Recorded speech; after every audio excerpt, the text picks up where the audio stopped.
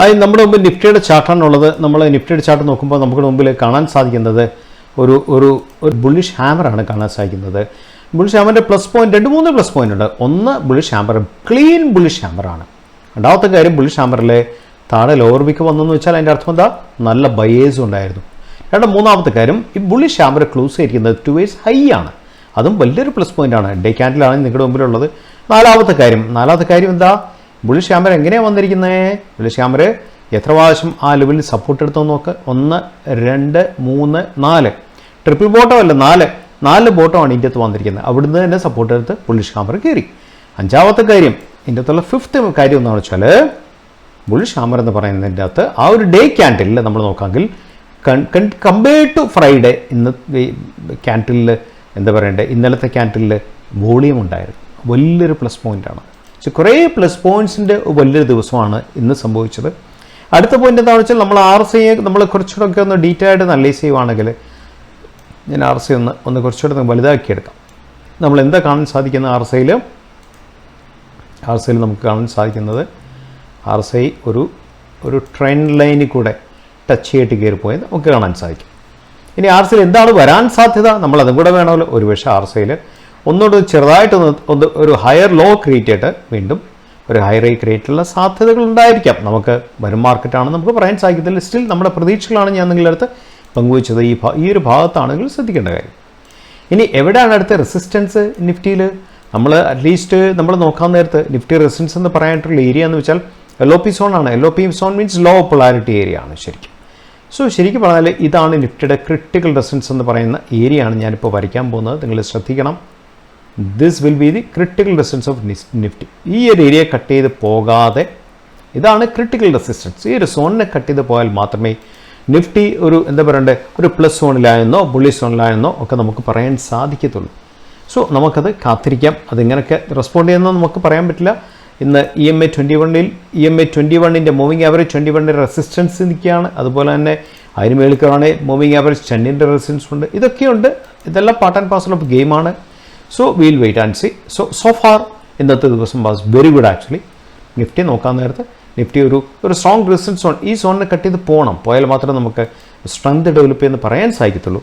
നമുക്ക് കട്ട് ചെയ്ത് പോകാം എന്നൊക്കെ നമുക്ക് പ്രാർത്ഥിക്കാമെന്നല്ലാതെ നമുക്ക് മാർക്കറ്റിനെ കുറിച്ച് മുൻകൂട്ടി പ്രവചനങ്ങളൊന്നുമില്ല. Will wait and see. ശ്രദ്ധിക്കേണ്ട കാര്യം, ഇന്ത്യ വിക്സ് എന്ന് പറയുന്നത് ക്ലോസ് ടു 20 കഴിഞ്ഞു ശരിക്കും. ഇപ്പോൾ ഇന്ത്യ വിക്സ് 20 കയറിയെന്ന് വെച്ചാൽ ഫെയർ ഫാക്ടറും എക്സ്പെക്ടേഷനും ഹൈ ആയെന്ന് അതിൻ്റെ അർത്ഥം. അതുകൊണ്ട് തന്നെ നമ്മുടെ ട്രേഡ്സ് നമ്മൾ വളരെ കെയർഫുള്ളായിട്ട് കൺട്രോൾ ചെയ്യേണ്ടിയിരിക്കുന്ന കാര്യം. ഇന്ത്യ വിക്സ് ഭയങ്കരമായിട്ട് ഹൈ വോളറ്റിലിറ്റിക്ക് വന്നാൽ ഗ്യാപ്പ് ഡൗണും ഗ്യാപ്പ് അപ്പും നമുക്ക് അൺഎക്സ്പെക്റ്റഡ് ആയിട്ടുള്ള ഇവൻറ്റ്സ് ആയിരിക്കും മാർക്കറ്റ് നമുക്ക് കാണാൻ സാധിക്കുന്നത്. നമ്മുടെ ട്രേഡ്സ് എപ്പോഴും ഞാൻ പറയുന്ന പോലെ തന്നെ സ്ട്രോങ് സ്റ്റോക്സിൽ വേണം ചെയ്യാനായിട്ട്. സ്ട്രോങ് സ്റ്റോക്സിൽ നിൽക്കുക എന്നുള്ളതാണ് ഏറ്റവും വലിയ കാര്യം. നമുക്ക് കുറച്ച് ബ്രേക്ക്ഔട്ട്സിലേക്ക് വന്ന സ്റ്റോക്കിനെ കുറിച്ച് നമുക്കൊന്ന് സംസാരിക്കാം. ഇന്ന് ബ്രേക്ക്ഔട്ട് വന്ന സ്റ്റോക്ക് ഇതാണ്. ഇന്നൊരു ഒരു VCP volatility contraction pattern breakout കൊടുത്തു. ഒരു പെനന്റ് ബ്രേക്ക്ഔട്ട് എന്ന് വേണം പറയാം. അതിന് എക്സലന്റ് ക്യാൻഡിലായിട്ട് നമുക്ക് പറയാൻ സാധിക്കും. കാര്യം ബ്യൂട്ടിഫുൾ ഹാമറാണ്, ക്ലോസ് ഇൻ 2 ways ഹൈ ആണ്.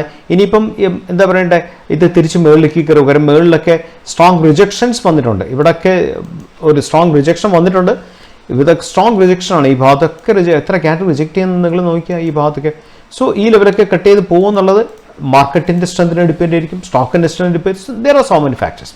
നിങ്ങൾക്ക് തീർച്ചയായും ഈ സ്റ്റോക്കിനെ വാച്ച് ചെയ്യാം. ഡേ ക്യാൻഡിൽ അടുത്തൊരു ബ്രേക്ക്ഔട്ട് സോൺ എന്ന് പറയുന്നത് സിപ്ലേ ആണ്. ശരിക്കും സിപ്ലയുടെ ഒരു സോണിലേക്കാണ് സിപ്ല കയറിയിരിക്കുന്നത്.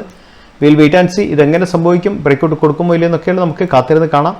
ഈ ഒരു സോൺ കട്ട് ചെയ്ത് പോകണം സിപ്ല ശരിക്കും. ഈ സോണിലേക്ക് സിപ്ല കയറിയിട്ടുണ്ട്. Will wait and see. അടുത്ത ഒരു ബ്രേക്ക്ഔട്ട് കൊടുത്തത് ഓരോ ഫാർമയാണ്. ഓരോ ഫാർമ ഇറ്റ്സ് ബ്യൂട്ടിഫുൾ ബ്രേക്ക്ഔട്ട് കൊടുത്തിരിക്കുന്നത്. ഓരോ ഫാർമ നമ്മൾ നോക്കാൻ നേരത്തെ എന്താ പറയണ്ടേ, ഒരു ഫ്ലാഗ് ബ്രേക്ക്ഔട്ട് ആണെന്ന് വേണം നമുക്ക് പറയാൻ സാധിക്കും. ഇങ്ങനെയാണ് ഫ്ലാഗ് വരയ്ക്കുന്നത്. നമ്മൾ വരച്ച് പഠിക്കേണ്ട കാര്യങ്ങൾ ഇതൊക്കെ. ഇതൊരു ഫ്ലാഗ് ബ്രേക്ക്ഔട്ട് എന്ന് നമുക്ക് പറയാൻ സാധിക്കും. ഇതാണ് ഫ്ലാഗ്. ഒരു ഫ്ലാഗിൽ വന്ന് ബ്രേക്ക്ഔട്ട് കൊടുത്തിട്ട് കയറിപ്പോയി ശരിക്കും. നമുക്ക് ഈ സ്റ്റോക്ക് നമ്മുടെ വാച്ച് ലിസ്റ്റ് നമുക്ക് വാച്ച് ചെയ്യാം.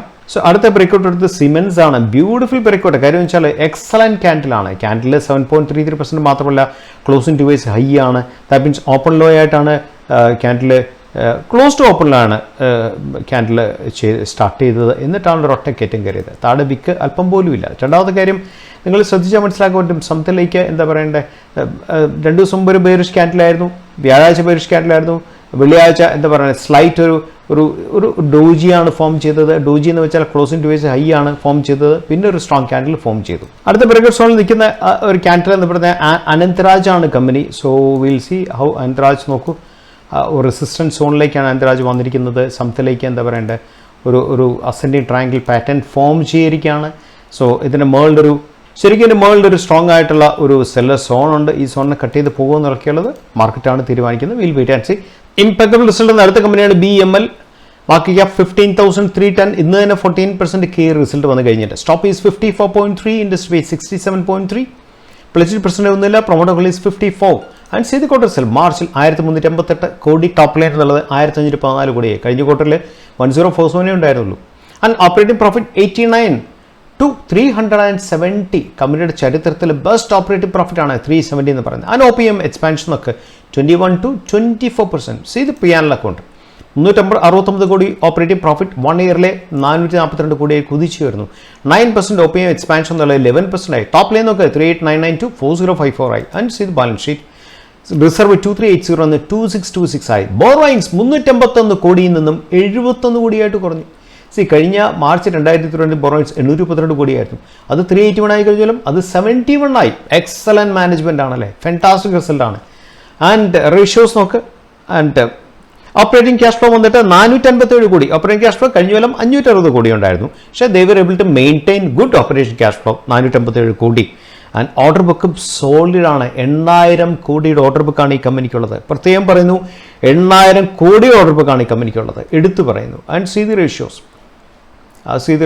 Its cash conversion cycle they were able to maintain actually 432 വരെ 512 വരെ പോയത് മെയിൻറ്റെയിൻ ചെയ്യാൻ സാധിച്ചു. ആൻഡ് ഷെയർ ഹോൾഡിംഗ് പാറ്റേൺ പ്രൊമോട്ടറിൽ 54, FI is 9.91, DA 17.71, പബ്ലിക്കിൻ്റെ 18.280 ഉള്ളൂ.